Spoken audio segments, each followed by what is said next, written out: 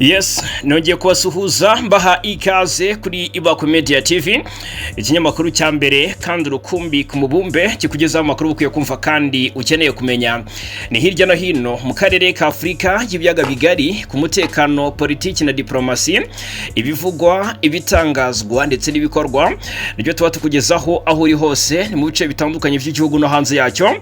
Ni mu nguni zose z'isi rero bavandimwe, nta yindi mpamba mbasesekaranyeho uretse amakuru. Nje ndifagika yinamura kuri mikro. Ikaze rero irambuye cyane muri amakuru yo muri iki gitondo cyo kuri wa kane tariki 28 Gicurasi 2026. Nyamirera twinjire ku mirongo y'urugamba turebera hamwe uko bakomeje kugandagurana cyangwa se kugashagurana. Ndabivuga gute bavandimwe?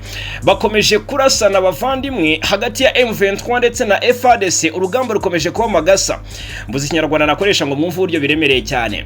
Umujyi wa Rubaya akaba ari umujyi umaze iminsi uvugwa cyane muri aka karere.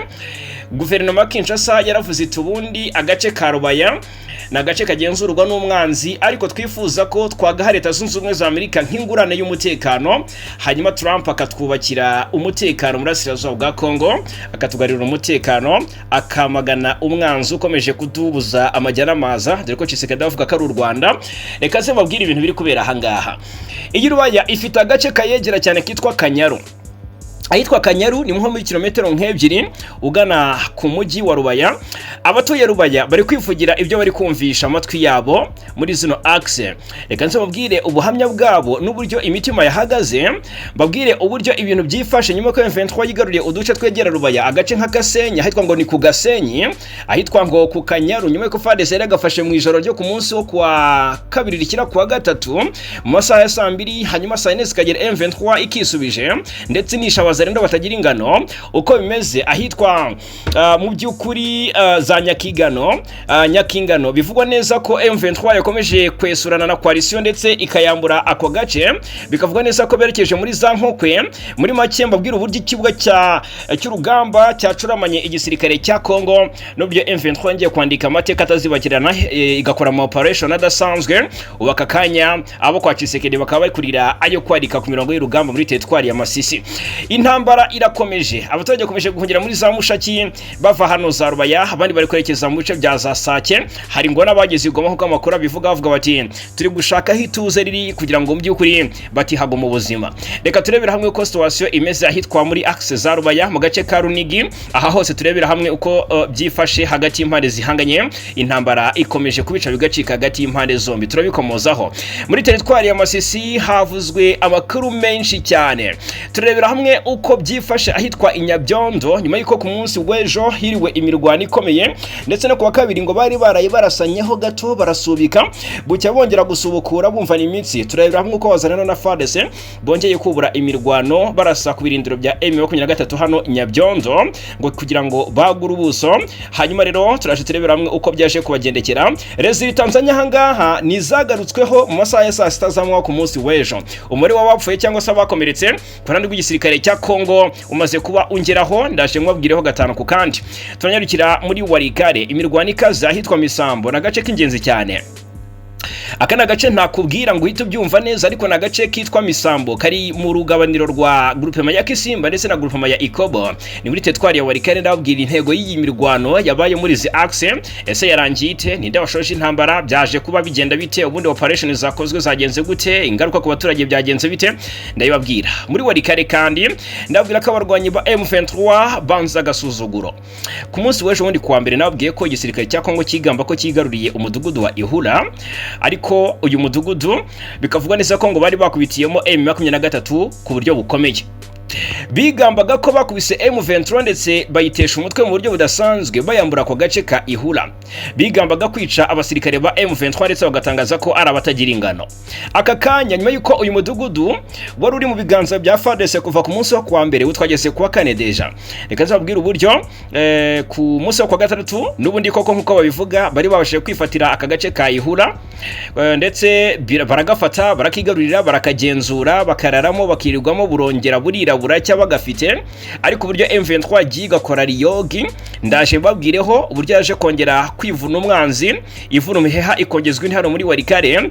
Turaje tubirebire hamwe tubive imuzini muzingo muri aya makuru gatanu kuri gatanu rwose. Mabwira uko imirwano yatangiye nyuma y'igitero inyeshyamba za M23 zari zagabye ku birindiro by'ingabo za leta n'abafatanyije abihitwa ngo ni Kibunanwa ndetse na za Rungoma, bikarangira FARDC yigaruriye aka gace ariyo yavogerewe, ariko ikibeshya ko yatsinze. Nyamara M23 hari ubujyangangi isigaye ikoresha ama operation y'amayeri cyane, ivuga iti reka dutere ibuye mu gihuru turebe igihubukamo. Reka nze mbabwire uko situation imeze n'uburyo coalition iri kurira yo kwarika muri aya makuru. Hanyuma turanyarukira muri Kivu y'Amajyepfo turebera hamwe uko ibintu byifashe hagati y'impande zihanganye, ndetse no muri teritwari ya Rucuru haravugwa imirwano muri axe za Kiwanja, ngo M23 yarasanye cyane na FDLR, ndetse rwose ngo ni imirwano yasize impande zombi zikozanyijeho, ndetse byagiye bigera n'ingaruka zikomeye. Turashe tubikomozeho. Muri Kivu y'Amajyepfo ndababwira ko Force Armée de la République Démocratique du Congo ni FARDC mu ntambara ikomeye cyane, baravuga ko ngo hari gukoreshwa drone zidasanzwe. Izo drone ngo zashyizwemo amajwi ndetse ashyirwa muri haut-parleur, bikavugwa neza ko ngo ayo majwi ari kuvuga atanga ubuhamya, ngo bari gusakaza ubutumwa bwo majwi ngo bubwira abo kunanirwa M23 ndetse na twirwaneho ngo kurambika intwaro zabo hasi. Ndaje mbabwire uko ibintu byifashe ngo ni muri axe za Gakenke, ahitwa Kalingi ndetse na Mikenke, ni muri teritwari ya Fizi, ni muri Kivu y'Amajyepfo. Ndaje mbabwire uko situation imeze maginga ya nyemera rwose tubane kuva ku munota wa mbere kugira ku wanyuma, umenye uko ikibazo cyifashe muri Burasirazuba bwa Repubulika Iharanira Demokarasi ya Kongo. Ibitero birakomeje mu Minembwe. Ndaje mbabwire ku munsi w'ejo ibitero byagabwe muri axe za Minembwe byasize bikoze amarorerwa. Umunsi wose rwose amarera yarayi amariba muri zino axe, dore ko izo drone zangije ibintu zinakomeretsa umwana muto. Ndaje mbabwireho Kinshasa yatunguranye cyane. Tariki 17 Mata twababwiye ko hari amakuru yavugwaga cyane ko murabizi ko M23 mu Suisse hari habaye ibiganiro hagati ya AFC M23 ndetse n'intumwa za guverinoma Kinshasa, baganira ku gahenge birumvikana ndetse banakemeranyaho n'ubwo katubahirijwe, baganira ku kuhererekanya imfungwa. M23 yemera gutanga imfungwa, Kinshasa yemera gutanga imfungwa, barabyemeza neza. Ibiganiro byabiraga mu Suisse ariko bihagarariye ibyagombaga kubera hariya iduha muri Katari. Aka kanya ndaje mabwira ukuntu ibintu bimeze.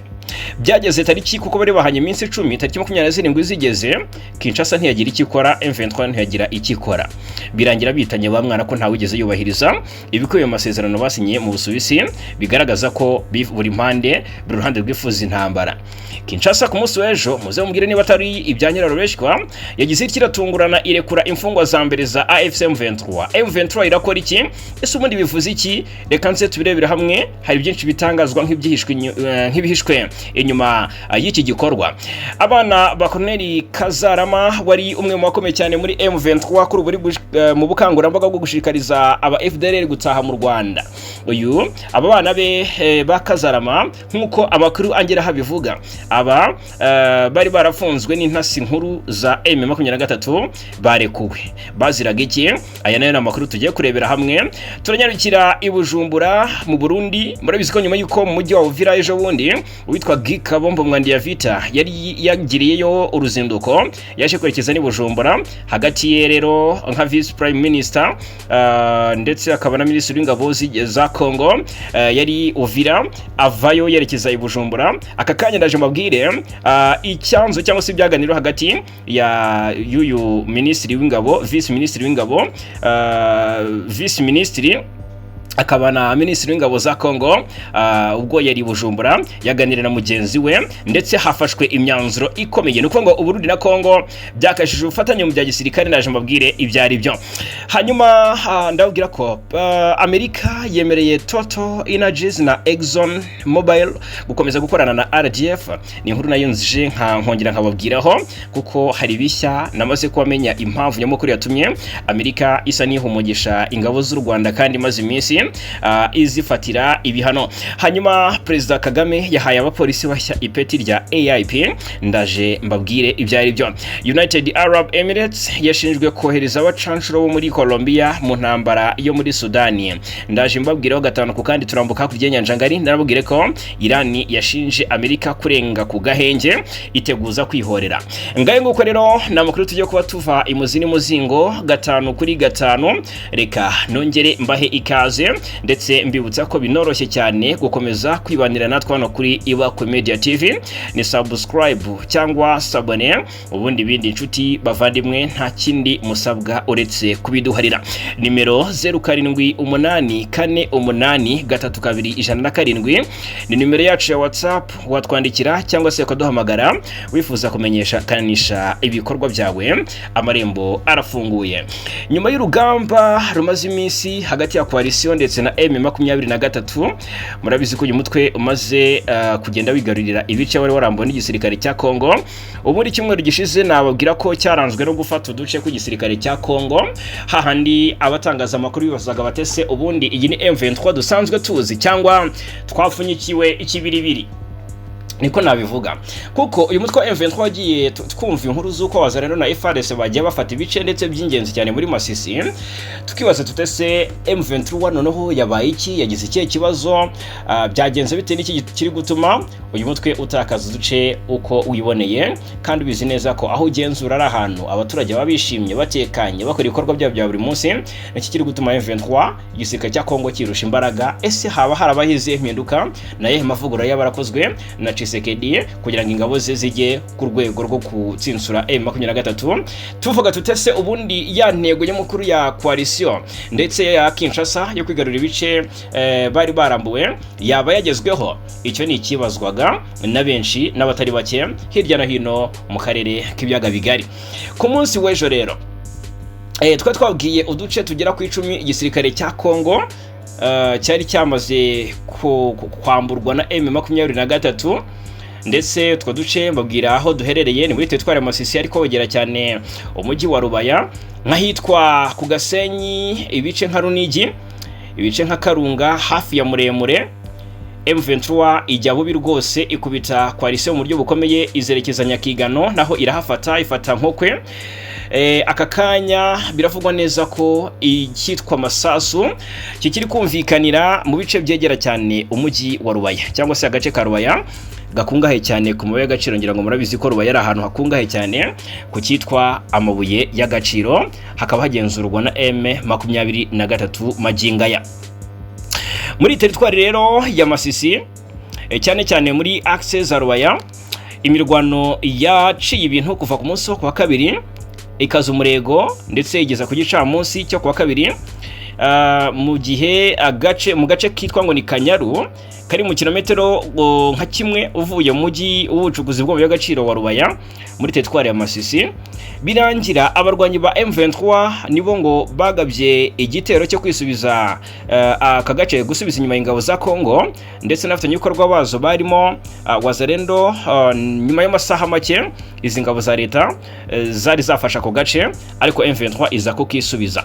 Amakuru angera haka kanya avuga ko abarwanyi ba M23 bongerewe imbaraga zidasanzwe zavuye muri axe za Rubaya zerekeza muri aka gace ka Kanyaru, zigaba ibitero ku irindiro by'ihuriro ry'ingabo za leta, ndetse amasasu y'intwaro ziremereye niyo yakoreshejwe ahangaha muri ako gace, bituma abaturage bongera guhunga bagira ubwoba bwinshi. Aho umwe mu batangaje uko situation imeze hafi ya Rubaya unahatuye yavugaga ko imirwano yakomeje kwegera cyane agace ka Rubaya kuva ahitwa ngo ni Kubaporo kugera ahitwa Kanyaru, avuga ko hakomeje kumvikana ibiturika by'amasasu, ndetse bikavuga ko abaturage bari bakomeje kwihisha mu nzu zabo mu gihe abandi bahungiraga mu midugudu bakekaga ko ifite umutekano. Bikavuga ko ingabo za leta zari zatangiye kwegera Rubaya zinyuze mu majyepfo ahazwi nko Kubaporo, ahafatwa nk'imwe mu nzira nyamukuru zinjira mu gihucukuzi bw'amabuye y'agaciro ufite akamaro gakomeye, ariko kubera ubufasha abarwanyi ba M23 baje kubona cyangwa se renfort, izi ngabo zaje gusubira inyuma zerekeza Ikibabi. Ndavuga ingabo za Kongo zerekeza Ikibabi ahari muri kilometero nka 15 mu majyepfo y'umujyi wa Rubaya. Undi waduhaye amakuru akavuga ko yiboneye abarwanyi benshi ba Wazalendo basubira inyuma berekeza ku muhanda wa Kibabi nyuma y'igitero cya M23 cyo kwisubiza cyangwa se cyo gusubiza inyuma ibyo coalition ngidakomeje uza gutera icyugaza umujyi wa Rubaya. Ibintu rero akavuga ko bikiri mu rujijo mu midugudu ikikije aka gace. Ubwoba bwarushijeho gufata indi ntera, abaturage ubu bari mu bwoba. Imiryango myinshi yatangiye kuva muri ako karere kubera gutinya ko imirwano yakaza umurego hafi ya Rubaya, aho ikigo cyangwa se hamwe mu habarizwa cyane icyitwa mu y'agaciro. Aka kanya ubwoba ni bwose muri axe za Rubaya. Biravugwa neza ko Rubaya iri mu biganza bya coalition, ariko imirwano iri kubera mu nkengero zayo iri gutera abaturage ubwoba.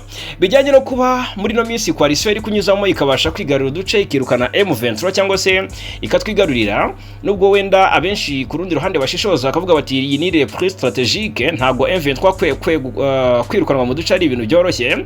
Ariko baravuga batese Irubaya aho byagenda bite M23 ibaye ikoze ari amayeri yayo naho ikaba yasubira inyuma.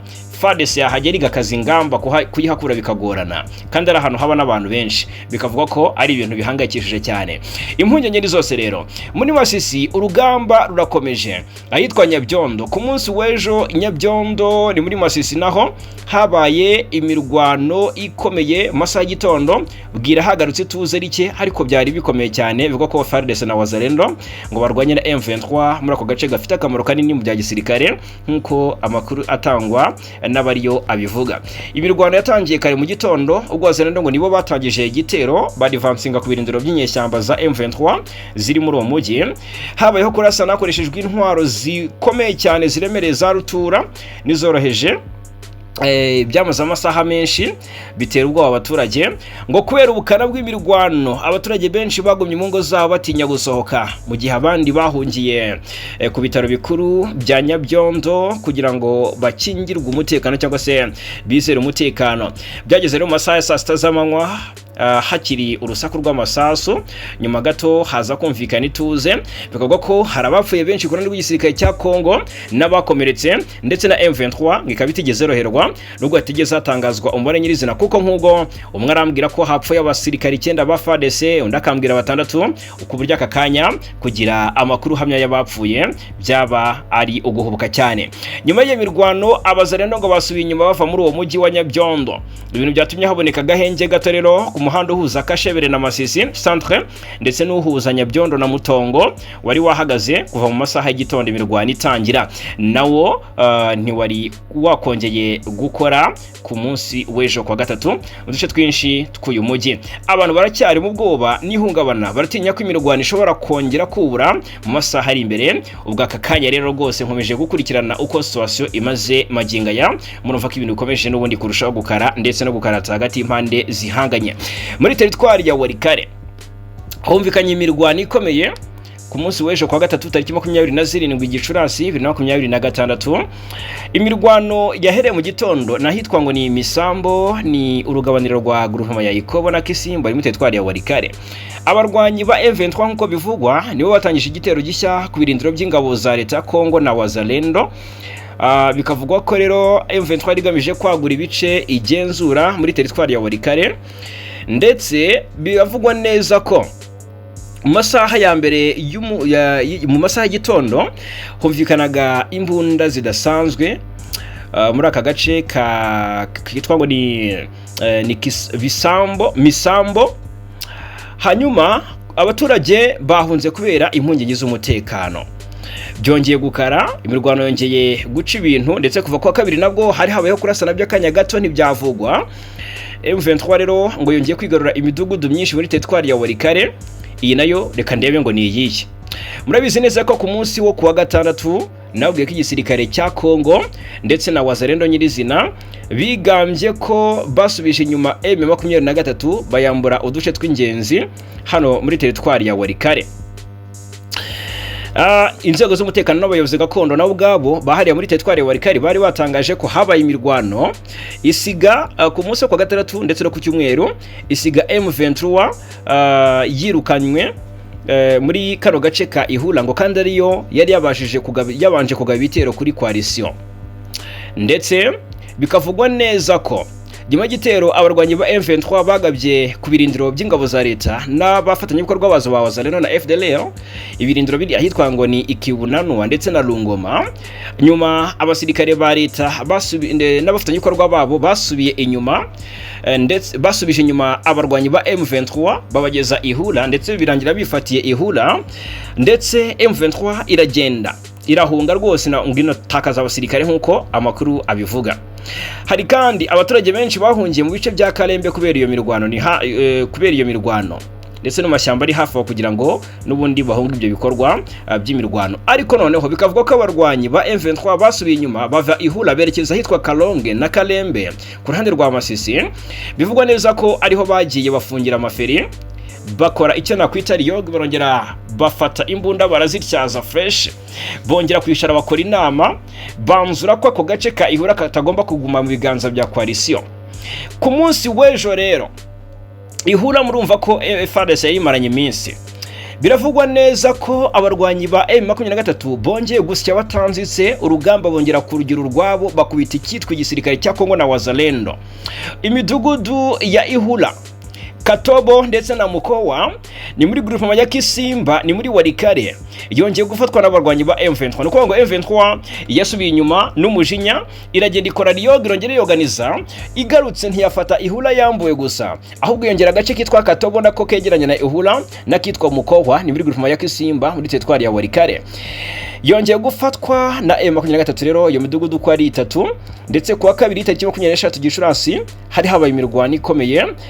Kuwa gatatu barongera baresurana birangira M23 ifashe utwo duce. Aka kanya ndavuga ko imirwano yongeye guca igikuba, ndetse isigaye M23 yigaruriye uduce nyuma yo kubona abasirikare bari baje gutera inkunga hangaha muri zino axe za Ihula baturutse muri teritwari za Rucuru ndetse na Masisi, cyane cyane mu gace ka Kalembe. Ngabasirikare bavuye hano Kalembe bafashe M23 kwigarurira cyane Ihula, ndetse rwose ngo baje basa nk'abisize insenda. Ikinyamakuru Actualité nazo mbona kivuga ko inyeshyamba za M23 cyangwa se abarwanyi ba M23, ariko babita inyeshyamba kubera ko nyine ni ikinyamakuru cyane kiramo kwa guverinoma, ngo zagabye ibitero byinshi icyarimwe zikoresheje drone mu kurasa no gutera ibisasu ku birindiro by'ingabo za leta n'abafatanyije. Nubwo FARDC na Wazalendo bagerageje kwirwanaho, byaje kurangira bavuye muri iyo midugudu isigaranwe n'abarwanyi ba M23. Amakuru kandi akavuga ko ingabo za leta zigifite ibirindiro byazo Ingambi ndetse na Buhimba mu gace ka Banamulema. Iyo mirwano rero ngo yateje impunzi nyinshi, yatumye rwose abantu bahunga, aho abaturage benshi bahungiye mu duce twa Kalinga ndetse na Mpombi kugira ngo birinde umutekano muke n'urugomo rushobora kuba rwabakorerwa. N'umutekano muri ako karere rero ukomeje kuzamba cyane bijyanye n'ibikorwa biri gukorerwayo, ni muri teritwari ya Warikare, akaba ari muri Kivu y'Amajyaruguru. Muri Kivu y'Amajyepfo naho haravugwa amakuru akomeye cyane. Biravugwa neza ko ingabo za Kongo na M23 ndetse na Twirwaneho byongeye kwesurana, ndetse hakoreshejwe imbaraga z'ikirere nicyo nakwita ibitero bya drone hariya muri Kivu y'Amajyepfo, ngo kugira ngo hasakazwe ubutumwa FARDC yifuzaga gutanga. Mu majwi hahagurukijwe drone zaturutse mu bice bya Kisangani ndetse ngo ni Bujumbura, zarimo icyo nakwita amajwi ariyo parallel. Ayo majwi ngo yasakazaga ubutumwa bwo gusaba abo bahanganye, ubwo nitwirwanaho na M23, ngo basaba gushyira intwaro hasi no kwitanga ku birindiro by'ingabo za Kongo biri ahitwa Kakenge na Karingi ndetse n'ahitwa Mikenke. Uribaza ko rwose ngo FARDC yakanguriraga M23 ndetse na twirwanaho kwishyikiriza ingabo za Kongo. Mu butumwa ngo bwanyujijwe mu kirere, igisirikare cya Kongo kiravuga kiti: muraho nshuti, turi ingabo za Repubulika ya Demokarasi ya Kongo, turabagira inama kubw'amahoro yo gushyira intwaro hasi mukitanga ikakenge, Karingi cyangwa se Mikenge. Ibi bizabafasha kuko tubakunda cyane. Uzanga kwitabira ubutumwa azabikora ku ngaruka ze. Murakoze kubyumva neza. ukibaza se ubutumwa bwari ubw'ineza ku ruhande rw'igisirikare cya Kongo kubwira intare za Sarambwe n'amadubu ngo nimwishyikirize ingabo Kakenke Mikenke ndetse na Karinge, ugasanga ni ikintu nabo ubwabo bazi neza ko kidashoboka. Uretse ubutumwa bwo mu majwi rero, iyo drone yari irimo no kujugunya impapuro z'ubukangurambaga ngo bita ngo ni ubwa kimuntu, ngo zigamije gushishikariza abarwanyi guhitamo inzira y'amahoro. Ibi ngibi abantu bari muri biriya bice baze gutera comment cyangwa se baduha ibitekerezo, batere comment, bajya muri comment bandike ese babashije kumva ubwo butumwa bwatangwaga na drone z'igisirikare cya Kongo cyangwa bagabwaho ibitero by'amakompora nk'uko bisanzwe bigenda mu minsi igiye itandukanye hariya muri Kivu y'Amajyepfo. Muri Minembwe ahangaho ntibucya bataraye Rwantambi bavandimwe, ibintu bibereye Murenge, ibintu bibera mu Minembwe biteye agahinda cyane. Ahangaha hongeye kugabwa ibitero bya drone ndetse byagize ingaruka zinakomeye cyane. Umutekano ukomeje kuzamba mu bice byo mu misozi ya Minembwe, cyane cyane imidugudu ituwe n'abanyamurenge. Aho amakuru aturuka mu baturage avuga ko ingabo za FARDC na bafatanyabikorwa wazo birumvikana ingabo z'u Burundi wazalendo FDLR bakomeje kugaba ibitero bifashije indege zitagira abapilote zizwi nka drone. Amakuru atugeraho twahawe n'abaturage bo ku gace ka Lundu aravuga ko ku munsi w'ejo kwa gatatu tariki 27 mu masaha y'igitondo drone zarashe bisasu muri uwo mihana birangira cyangwa se byangiza ibintu byinshi by'abaturage ndetse binakomeretsa umwana w'umuhungu w'imyaka 6 y'amavuko. Ubutumwa umwe mu batuye muri ako gace yaduhaye buragira buti drone zarashe Ilundu zangiza byinshi zinakomeretsa umwana w'imyaka 6 y'amavuko. Nkuko amakuru akomeza kutugera tugeraho, biravugwa ko ibyo bitero byateje ubwoba bukomeye mu baturage ba Lundu, aho bamwe bavuga ko bakomeje guhunga ingo zabo kubera impungenge z'umutekano muke ukomeje gufata indi ntera muri ako gace. Abaturage bakavuga ko ibisasu byatewe n'izo drone byangije ibintu byinshi birimo amazu n'ibikoresho byo mu ngo ndetse n'indi mitungo y'abaturage. Hari n'amakuru avuga ko abaturage benshi bamaze iminsi barara bahagaze cyangwa se bahungira mu bihuru kubera gutinya ko ibyo bitero byakomeza kwiyongera. Ibitero bibaye mu gihe drone zimaze iminsi zigaba ibitero mu bice bitandukanye byo muri Minembwe no mu nkengero zaho, cyane cyane imidugudu ituwe n'abanyamurenge. Mu duce tumaze kuvugwamo ibyo bitero harimo Rudabagiza, Gakenge, Kalingi, Bidegu ndetse n'ahandi henshi. Abaturage bavuga ko kuva kuwa gatanu w'icyumweru gishize kugeza na maginga ya ibitero bya drone byakomeje kuba byinshi mu biri ibyo bice, aho byasize ibikorwa remezo byangiritse ndetse n'amazu menshi y'abaturage agasenyuka. Hari n'abaturage bavuga ko uburyo ibyo bitero bikorwa bugaragaza ko bitegurwa neza, kuko drone zakunze kugera ku masaha cyangwa se byakunze kugera mu masaha abaturage baba batangiye ibikorwa byabo bya buri munsi cyangwa nijoro. Ibintu bavuga ko bikomeje guteza ihungabana rikomeye cyane cyane ku bana n'abagore. Kugeza ubu nta rwego rwa leta cyangwa izindi nzego za gisirikare ziragira icyo zitangaza kuri amakuru y'ibitero byabereye Lundu, gusa abaturage bakomeje gusaba ubutabazi bwihuse no guhagarika ibitero bavuga ko bikomeje gushyira ubuzima bwabo mu kaga uko bwije nuko bukeye. Hanyuma reka tunyarukire muri aya makuru y'uburyo Kinshasa yatunguranye, ese byakoranye umutima. Reka nabyo tubirebera hamwe, twari tubitegereje igihe kitari gito. Hagiye hatangwa iminsi ntarengwa yo kuba byakozwe ntibyakorwa, hagiye havugwa byinshi bisobanuye ikintu gikomeye cyane twagiye tugarukaho ikijyana no guhana imfungwa hagati ya M23 ndetse na guverinoma Kinshasa. Byakomeje kudogera, byakomeje kugorana. Kinshasa yatunguranye irekura imfungwa za mbere za AFC M23 ndetse abantu 37 bari bafungiye muri gereza zitandukanye zo mu mujyi wa Kinshasa bakekwaho gukorana na AFC M23 barekuwe n'ubutegetsi bwa Kinshasa mu gikorwa kiri gufatwa ngo nk'intambwe ishobora kuba ifitanye isano n'ibiganiro bya Doha bikomeje hagati y'impande zihanganye. Umunyamakuru Steve Wemby wegereye AFC M23 avuga ko muri abo bantu 37 barekuwe 22 bari bararangije ibihano byabo mbere yuko bafungurwa. Nubwo nta tangazo ryasohowe n'ubutegetsi bwa Kongo cyangwa AFC M23, iri fungurwa riri gusobanurwa nk'ikimenyetso cy'ikorwa ry'ingamba zo kubaka icyizere hagati impande ziri mu biganiro. Mu byumweru bishize ibiganiro bya Doha bihuza impande zombi byakomeje kwibanda ku buryo bwo kugabanya ubushyamirane no gushyiraho uburyo bwatuma impande zombi zigera ku masezerano arambye. Kimwe mu byagarutsweho cyane harimo ikibazo cy'imfungwa n'abafashwe bashinjwa gukorana n'impande zihanganye. Abasesenguzi baravuga ko irekurwa ry'aba bantu rishobora kuba rigamije gutanga ubutumwa bwa politike no kugaragaza ubushake bwa Kinshasa bwo gushyigikira ibiganiro biri kubera muri Qatar.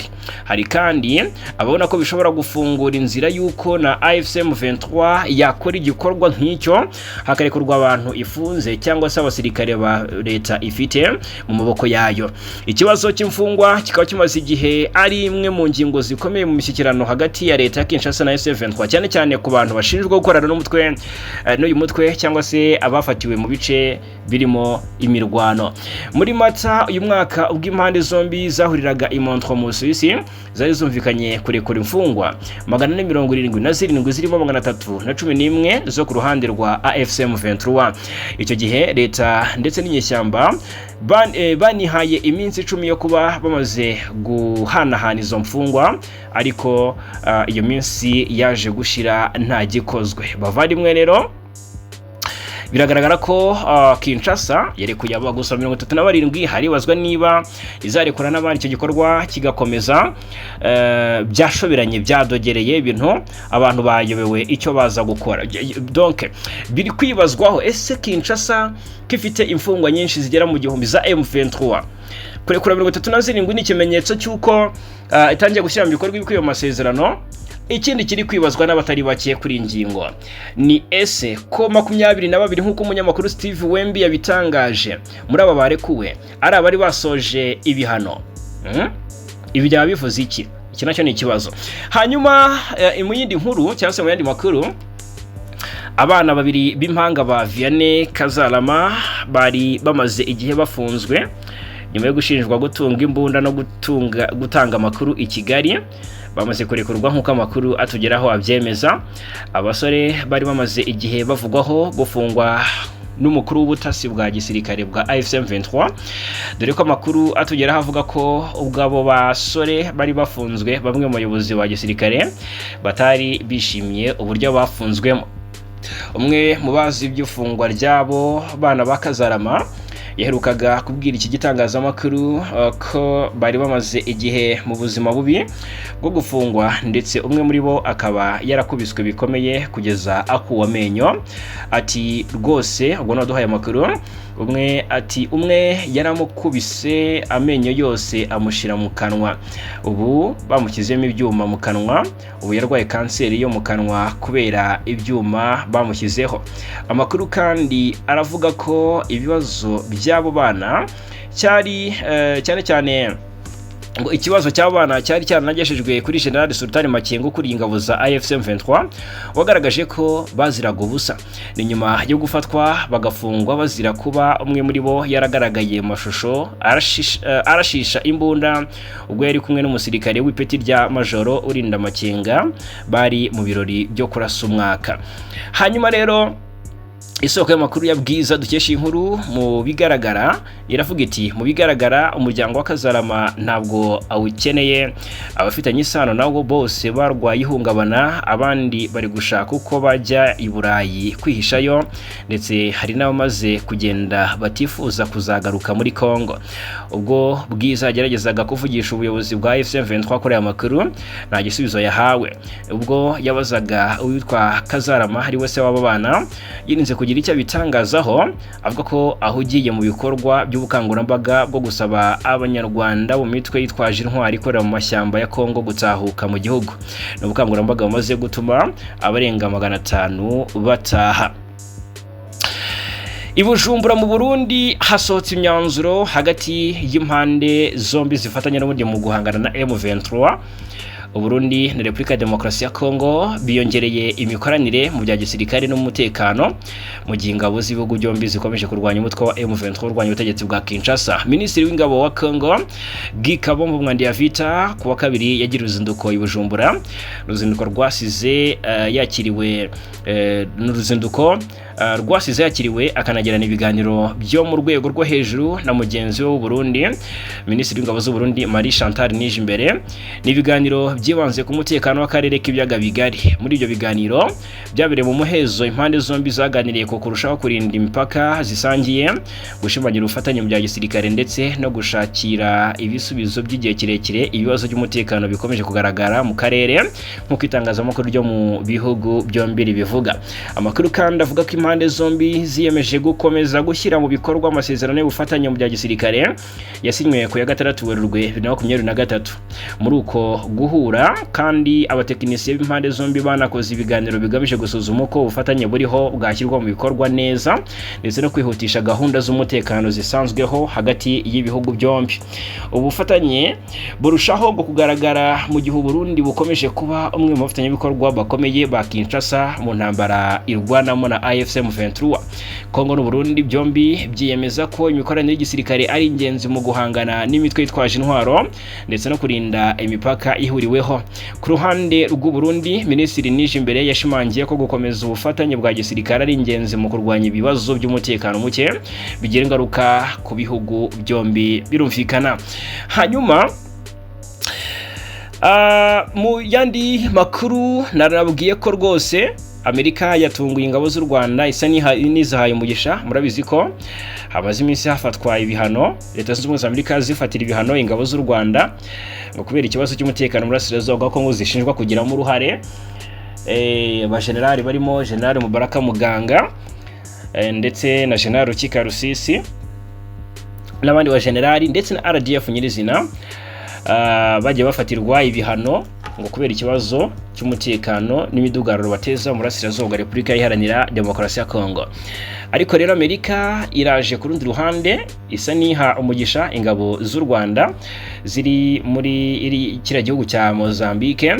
Amerika rero yaje guha ibigo bya Total Energies na Exxon Mobil uburenganzira bwihariye bwo gukomeza gukorana n'ingabo z'u Rwanda zikorera muri Mozambique bitandukanye n'ibihano kiriya gihugu cyafatiye izi ngabo.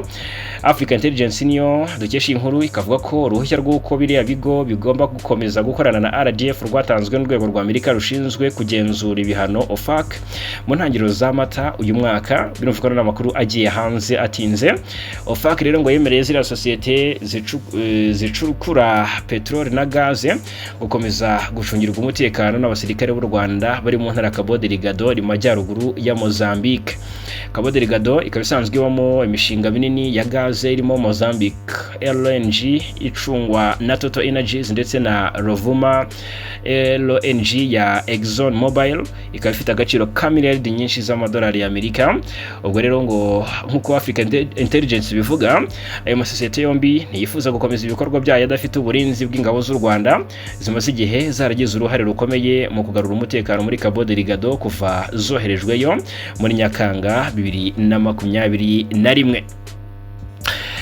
Perezida Paul Kagame akaba intore izirusha intambwe, akaba n'umugabo w'ikirenga w'inzego z'umutekano z'u Rwanda. Kuri munsi w'ejo kuwa gatatu tariki 27 z'ukwa gatanu abanyarwanda bita Gicurasi 2026 yahaye abapolisi 436 bo ku rwego rw'abofisiye bato ipeti rya Assistant Inspector of Police cyangwa se AIP ariyo Assistant Inspector of Police nyuma yo gusoza amahugurwa bari bamazemo igihe. Ni nyuma y'umuhango wabereye mu ishuri rya Police ry'Igishari mu karere ka Rwamagana. Mukuru w'igihugu yashimye polisi y'igihugu ku myaka 25 imaze ikorera abanyarwanda akazi keza kandi kindashyikirwa. Yashimye by'umwihariko abapolisi b'uyu munsi nabo mu gihe cyashize kubw'umurava n'ubwitange byatumye abanyarwanda babaho kandi bagakora akazi kabo batekanye mu cyubahiro n'agaciro n'agaciro bibakwiriye. Perezida Kagame yashimye abapolisi ku kuba bakomeje kurangwa n'izo ndangagaciro mu butumwa bohererezwamo hanze y'imbibi z'u Rwanda. Umukuru w'igihugu yavuze ko ibimaze kugerwaho na polisi y'u Rwanda byavuye ku gufatanya n'abafatanyabikorwa batandukanye barimo izindi nzego z'umutekano, ariko cyane cyane bikaba byaragizwemo uruhare rukomeye n'abanyarwanda ubwabo. Yakomeje agira ati uyu muco mwiza wo gukorera hamwe n'imbaraga twifitemo tugomba kurinda kandi tugomba kuzubaka. Perezida Paul Kagame yibukije ko imiterere y'umutekano ikomeje kugenda ihinduka ndetse ibyaha bikaba bikomeje kugenda bikorwa mu buryo bugoye, bukurikirana, buhindagurika kandi bukambukiranya imipaka. Yavuze ko kubw'ibyo imikorere ya polisi y'u Rwanda nayo igomba kujyana n'igihe. Yizeza ko polisi izakomeza kubakirwa ubushobozi, ubunyamwuga ndetse abapolisi bakongererwa ubumenyi mu rwego rwo guhangana n'ibibazo bishya bigenda bigaragara. Agira ati gukomeza kubaka ubushobozi mu kongera ubumenyi, ubunyamwuga ndetse n'ibikoresho bijyanye n'igihe bigomba kuba ku isonga niba dushaka gukumira no guhangana n'ibibazo bishya bigenda bigaragara. Perezida Paul Kagame yaboneyeho gusaba ba ofisiye bashya binjiye muri polisi kuzagaragariza ibyo bigiye mu mahugurwa basoje mu bikorwa, abasaba kuzaca ukubiri na ruswa ahubwo bakuzuza inshingano zabo uko bikwiye. Ati amahugurwa murangije ntabwo yabateguraga mu buryo bw'umwuga gusa, ahubwo yabubatsemo indangagaciro zifasha gusobanukirwa neza icyo gukorera igihugu n'abaturage bivuze.